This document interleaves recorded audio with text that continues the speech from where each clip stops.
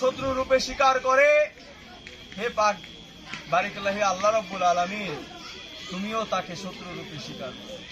তিনি বললেন, আমি চলে যাওয়ার পরে ইসলামের ৭৩টা দল হবে, তার মধ্যে তোমরা আমাকে যারা ভালোবাসো তারা আলীর নিকট অগ্রসর হয়েও, আলী যেদিকে যাবে সেদিকেই হকের পথ, আর যে তার সাথে শত্রুতা করে সেই বাতিল বলে গণ্য হবে। সকলে বলি সুবহানাল্লাহ। সুবহানাল্লাহ। এত সুন্দর নবীজির পবিত্র কালাম, পবিত্র বাণী, এটা কি আমার মুখের কথা না। আপনি তিরমিজি শরীফ খুলেন, আপনি দেখতে পাবেন তিরমিজি শরীফের ৬ষ্ঠ খণ্ড ৫৮ নম্বর পৃষ্ঠায় বারিকাল্লাহি আল্লাহ রাব্বুল আলামিনের নির্দেশে আমার রাসূল সাল্লাল্লাহু আলাইহি সাল্লাম বলেছেন, আমি আর আলী এই দুনিয়া ও সৃষ্টির পূর্বে এক খণ্ড নূর ছিলাম। যখন আদম সৃষ্টি করা হইল, আদম সৃষ্টি করার পর আমরা দ্বিখণ্ডিত এলাম। একটা হইলাম আমি দিনের নবী হযরত মুহাম্মদ সাল্লাল্লাহু আলাইহি সাল্লাম, আর একটা হইল হযরত আলী। তো কতটা সুন্দরভাবে আমাদের নিকট মনোনীত করেছেন। এখন আমরা কি তার সেই কমের মধ্যে, সে আলীর কমের মধ্যে আছি কিনা, সে আহলে বায়াত পাক পাঞ্জাতনের মহব্বত আমরা ধারণ করি কিনা, সেই জবাবটা তো আমাদের বারিকাল্লাহি আল্লাহ রাব্বুল আলামিনকে দিতে হবে নাকি? ঠিক। সেই জবাবটা দেওয়ার জন্য আমরা যেন সর্বদা প্রস্তুত থাকি। আল্লাহ রাব্বুল আলামিন পাক কোরআনে বলেছেন, তোমরা কেউ মুমিন না হয়ে ইন্তেকাল করিও না। বলছে না, তোমরা কেউ মুসলিম না হয়ে কবরে আসিও না। আমরা মুসলমান, তারপরেও আমাদের মুসলিম হইতে হবে। মুসলিম শব্দের অর্থ হচ্ছে ভদ্র। আমাদের মুসলিম হইতে হবে। কিভাবে আমরা মুসলিম হব? যেটা আমাদের রাসূলের শিক্ষা। রাসূলের এই মুখ মুবারকে, চেহারা মুবারকে কিন্তু আঘাত করা হয়েছিল, চর দেওয়া হয়েছিল। সে হাত ধরে বলেছিল, আপনি যদি ব্যথা না পান আমার এই গালে আরেকটা থাপ্পড় দেন, আমি তো অপরাধী নয়, আপনি আমাকে কেন আঘাত করবেন? তখন সে ইসলামের এই সৌন্দর্যতা দেখে কালেমা পড়ে মুসলমান হয়েছিল। সকলে সুবহানাল্লাহ। আমাদের ইসলাম এত সুন্দর। ইসলাম মিন্স পিস। ইসলামের ডেফিনেশন ISLAM, অর্থাৎ I shall love all man, আমি সমস্ত মানুষকে ভালোবাসবো। এটা হচ্ছে আমাদের ইসলামের সৌন্দর্যতা। আমরা জানি সকলে মুমিন হয়ে ইন্তেকাল করতে পারি। সকলে বলি আমিন। মুমিন কিভাবে আমরা হব? আমাদের ভিতর থেকে, আজকে থেকে সকলেই নিয়ত করি, আমাদের ভিতর থেকে হিংসা আমরা দূর করে দেব। আমাদের ভিতরে হিংসা রাখবো না, নিন্দা রাখবো না, বড়াই রাখবো না, বুজুর্গি রাখবো না, কাম, ক্রোধ, মদ, মাৎসর্য, ঘৃণা, লাশ, ভয়, আমরা কিছুই আমাদের ভিতরে আর রাখবো না। এই বস্তুগুলা আমরা যদি আমাদের ভিতর থেকে ত্যাগ করতে পারি, তাহলে আমরা হব মানুষ, আমরা হব মুমিন, তাই না? ঠিক। আমরা যেন প্রত্যেকে আজকে এই মহতী অনুষ্ঠানে নবীর আশেক হয়ে সেই নবীকে আমাদের অন্তরে রেখে আমরা যেন শপথ করি, আজকে থেকে আমরা এই বস্তুগুলা নিজেদের ভিতরে থেকে ত্যাগ করবো। সবাই পারবো না? ঠিক। ইনশাআল্লাহ। সবাই হাত নামাই। আল্লাহ রাব্বুল আলামিন আমাদের প্রত্যেকের নেক আশা কবুল ও মঞ্জুর করুক। সকলে বলে আমিন। আসলে আরো দীর্ঘায়িত করতে পারতাম, আমি এখন দীর্ঘায়িত করব না।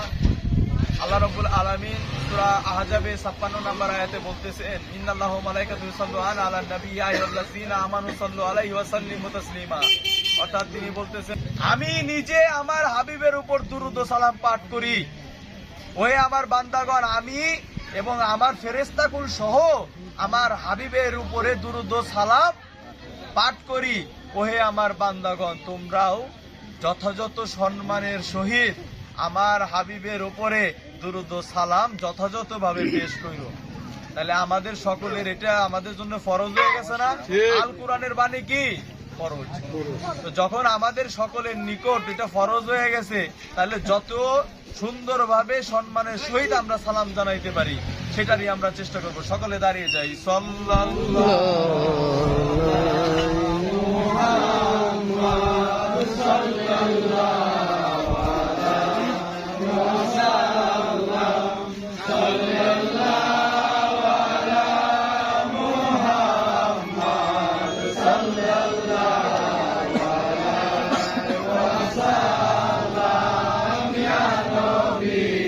সালামু আলাইকা ইয়া রাসূল।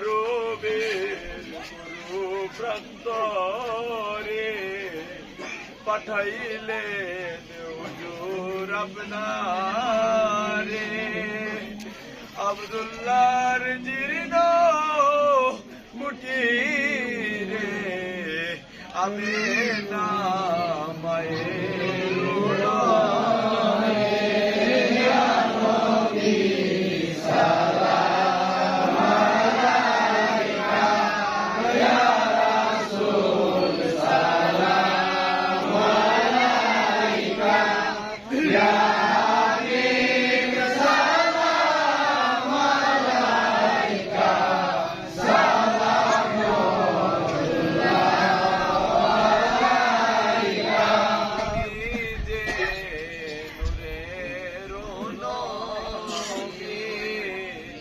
লিখিলেন দেনের ছবি তুমি না এলে দুনিয়ায় আধারে গোস্বামী ইয়া নবী সালাম আলাইকা ইয়া রাসূল সালাম আলাইকা ইয়া হাবিব সালাম আলাইকা সালামুল্লাহ আলাইকা চৌসে পাকে রুসিলা কোরে হে নবী ডাকি আপনারে দেখা দেন প্রাণের নবীজি আরো আপনার কদমে ইয়া নবী সালাম আলাইকা ইয়া রাসূল সালাম আলাইকা ইয়া হাবিব সালাম আলাইকা সালামুল্লাহ আলাইকা মাতুতে শুরু করি নবীজির পিতা আব্দুল্লাহ নবীজির মাতা আমিনা নবীজির পুত্রা হালিমা নবীজির রওজা মদিনা ইয়া নবী সালাম আলাইকা ইয়া রাসূল সালাম আলাইকা ইয়া হাবিব সালাম আলাইকা সালামুল্লাহ আলাইকা নবীজি আমার মুহাম্মদ রাসূল আর শোকা কাবা মদিনা पर शोका कबा मदीना कबतुल काबा मदीना जन्नत का नक्शा मदीना या नबी सलाम अलैका या रसूल सलाम